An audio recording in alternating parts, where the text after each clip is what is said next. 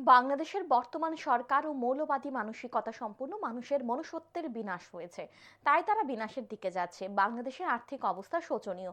তারা বাংলাদেশের অস্তিত্ব মিটিয়ে ফেলবে। তারা ভাবছে সংখ্যালঘুদের উপর অত্যাচার করে বেঁচে যাবে, তাদের কাউকে ছাড়া হবে না। বৃহস্পতিবার সংবাদ মাধ্যমের মুখোমুখি হয়ে বাংলাদেশের উদ্ভূত পরিস্থিতি নিয়ে প্রতিক্রিয়া ব্যক্ত করতে গিয়ে এই কথা বলেন সাংসদ বিপ্লব কুমার দেব।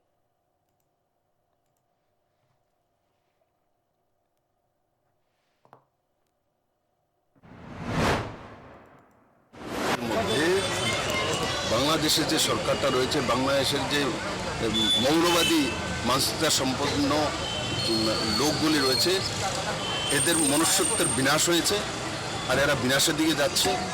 বাংলাদেশের আর্থিক অবস্থা শোচনীয় যাচ্ছে। বাংলাদেশের অস্তিত্বই মিটিয়ে ফেলবে এরা। ওর যেটা সেটা ভাবছে যে সংখ্যালঘুদের উপর অত্যাচার করে এরা বেঁচে যাবে, এদের কাউকে ছাড়া হবে।